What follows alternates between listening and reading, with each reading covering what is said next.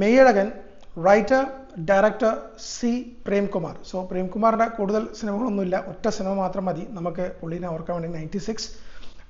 ഞാൻ പറഞ്ഞില്ല, ഞാനത് കണ്ടതിന് ശേഷം എനിക്കൊരു രണ്ട് മൂന്ന് ദിവസം വന്നിട്ട് അതിനൊരു ഹാങ് ഓവർ ഉണ്ടായിട്ടുള്ളൊരു സിനിമയാണ്. അത്രയും ഒരു രണ്ടുപേരുടെ ഒരു ടെയിൽ വന്നിട്ട് അത് ഗംഭീരമായിട്ട് സംസാരിച്ചിട്ടുള്ള സിനിമയാണ്. സോ മെയ്യഴകനിലേക്ക് വരുന്ന സമയത്തും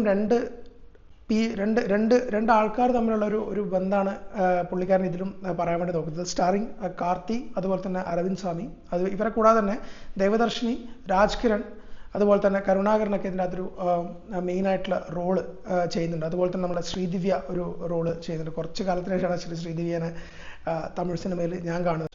സോ മെയ്യഴകനിലേക്ക് വരുന്ന സമയത്ത് രണ്ട് ആൾക്കാർ, കാർത്തിയും അരവിന്ദ് സ്വാമിയും തമ്മിലുള്ള ഒരു റിലേഷൻഷിപ്പിനെയാണ് ആക്ച്വലി ഈ സിനിമ കാണിക്കുന്നത്. ഒരു 1 നൈറ്റ് സിനിമയാണ്. അപ്പോൾ 1 നൈറ്റ് സിനിമ എന്ന് പറയുമ്പോൾ നമുക്ക് ത്രില്ലർ സിനിമകളൊക്കെയാണ് നമ്മൾ കണ്ടിട്ടുള്ളത്. പക്ഷേ 1 നൈറ്റ് സിനിമ, ഇതുപോലെ തന്നെ ഡ്രമാറ്റിക് സിനിമ 96 നമ്മൾ കണ്ടിട്ട് അതേപോലെ തന്നെയാണ് ഒരു 1 നൈറ്റ് സിനിമയായിട്ടാണ് ആക്ച്വലി മെയ്യഴകനും വന്നിട്ടുള്ളത്.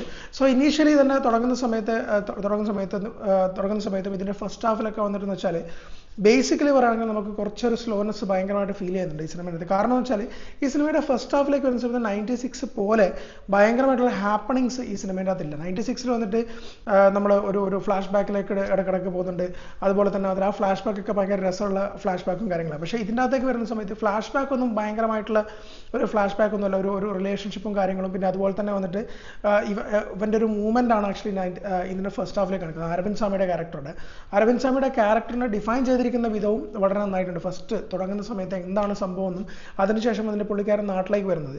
ഈ ഫസ്റ്റ് ഹാഫിൽ ഞാൻ ഏറ്റവും കൂടുതൽ ശ്രദ്ധിച്ചത് ഈ സ്ക്രീൻ പ്ലേ അതല്ലാതെ വന്നിട്ട് ഒരു നാടിനെ പ്ലേസ് ചെയ്തിട്ടുള്ള വിധമാണ്. ആക്ച്വലി തഞ്ചാവൂർ എന്ന് പറഞ്ഞൊരു നാടിനെ പുള്ളി പ്ലേസ് ചെയ്തിരിക്കുന്ന വിധം. അപ്പോൾ ഞാൻ ആ നാട്ടുകാരനല്ലെങ്കിലും കൂടി ഈ കാണുന്ന എല്ലാ പ്രേക്ഷകരും വന്നിട്ട് സ്വന്തം നാടിനെ ഒരു ഓർമ്മ വരണം എന്നുള്ള രീതിയിലാണ് ആക്ച്വലി ഈ സിനിമയിൽ വന്നിട്ട് ആക്ച്വലി തഞ്ചാവൂരിനെ പ്ലേസ് ചെയ്തിട്ടുള്ളത്.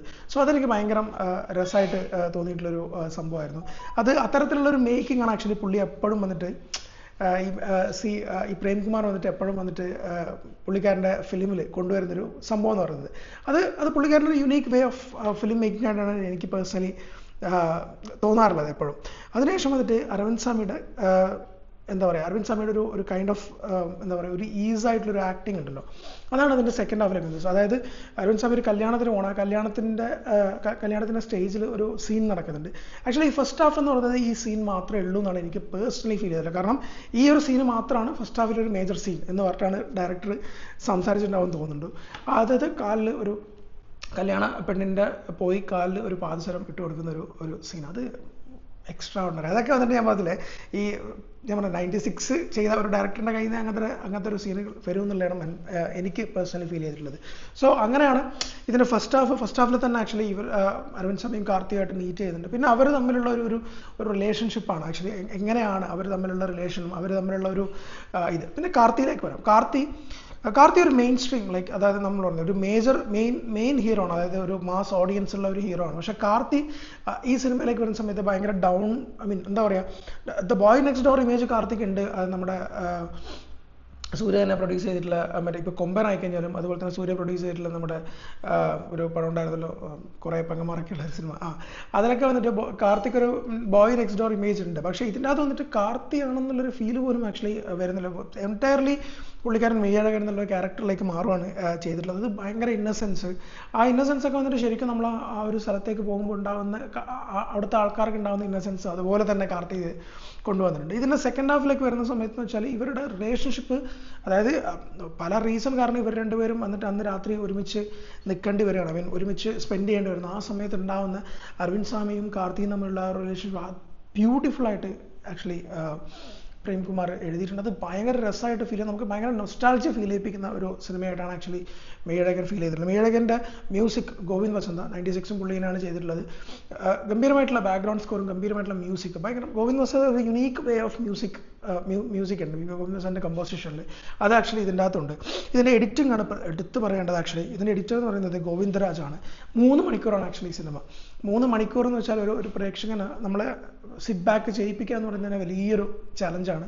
ആ സമയത്ത് ഇത് ഇത്രയും കൺവിൻസിംഗ് ആയിട്ട് കൊണ്ടുവരാൻ വേണ്ടി ഞാൻ പറഞ്ഞാൽ ഫസ്റ്റ് ഹാഫ് കുറച്ച് സ്ലോ ആണ് ഇതിൻ്റെ, അതായത് ഇൻ ദ സെൻസ് വന്നിട്ട് 96 സ്ലോ ആണ്. പക്ഷേ ഇൻ ദ സെയിം ടൈം ഇതിൻ്റെ അകത്ത് ഫസ്റ്റ് ഹാഫിൽ കാര്യമായിട്ടുള്ള ഡെവലപ്മെൻറ്റ്സ് ഒന്നും നടക്കുന്നില്ല. പക്ഷേ 96 അങ്ങനെയല്ല.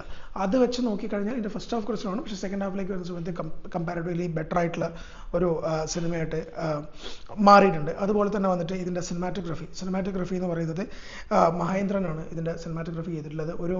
ഒരു നാട്, അതിൻ്റെ ഹിസ്റ്ററി പറയാതെ പറയുന്ന രീതിയിലുള്ള ഷോട്ടുകൾ ഈ സിനിമേൻ്റെ അകത്ത് വെച്ചിട്ടുണ്ട്. തഞ്ചാവൂർ എന്ന് പറയുമ്പോൾ തന്നെ ഇതിൻ്റെ അകത്ത് അരവിന്ദ് സ്വാമിയുടെ പേര് തന്നെ വന്നിട്ട് അരുൾമൊഴി വർമ്മൻ, അരുൾമൊഴി അരുൾമൊഴി എന്ന് സംതിങ് ആണ്, അരുൾമൊഴി വർമ്മൻ അല്ല.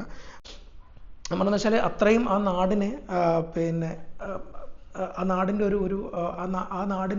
ആ നാട്ടിലുള്ള ആൾക്കാർക്ക് എന്തുമാത്രം നൊസ്റ്റാൾജിയ ആയിരിക്കുന്ന എനിക്ക് ആലോചിക്കാൻ കൂടെ വയ്യ. എനിക്ക് പോലും അത്രയും നമ്മൾ ആ നാടല്ലെങ്കിൽ കൂടി നമ്മുടെ നാടിനെ മിസ് ചെയ്യുന്ന രീതിയിലാണ് ആക്ച്വലി മീഴകൻ വന്നിട്ടുള്ളത്. രണ്ടാൾക്കാർ തമ്മിലുള്ള ഒരു സ്റ്റോറി അത് ബ്യൂട്ടിഫുൾ ആയിട്ട് ആക്ച്വലി ഡെലിവർ ചെയ്യാൻ വേണ്ടിയിട്ട് ആക്ച്വലി പ്രേംകുമാറിന് പറ്റിയിട്ടുണ്ട്. എനിക്ക് തോന്നുന്നില്ല തമിഴ്നാട്ടിലൊന്നും അത്ര ഭയങ്കരമായിട്ട് ഇത് സംസാരിക്കപ്പെട്ടിട്ടില്ല എന്നാണ് തോന്നുന്നത്. പക്ഷേ ഇത് സംസാരിക്കപ്പെടേണ്ട സിനിമയായിട്ടാണ് എനിക്ക് പേഴ്സണലി ഫീൽ ചെയ്തിട്ടുള്ളത്. നമുക്കൊരു കുറച്ചൊരു ഇമോഷനും ഒരുപാട് സന്തോഷവും തരുന്ന ഒരു സിനിമയായിട്ടാണ് ആക്ച്വലി മീഴകൻ ഫീൽ ചെയ്തിട്ടുള്ളത്. അങ്ങനത്തെ ആൾക്കാർ ഒരുപാട് സ്ഥലത്ത് വന്നിട്ട് ഇത് ജല്ലിക്കെട്ട് ഇഷ്യൂവും അതുപോലെ തന്നെ ശ്രീലങ്കൻ ഇഷ്യൂ ഒക്കെ വന്നിട്ട് ഇതിനകത്ത് പറഞ്ഞു പോകുന്നുണ്ട്.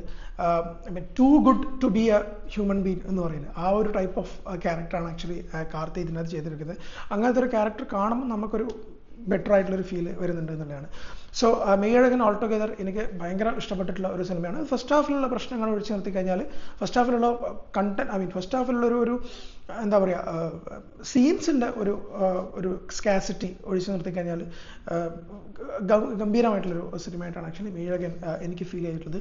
So do watch Meiyazhagan in theatres.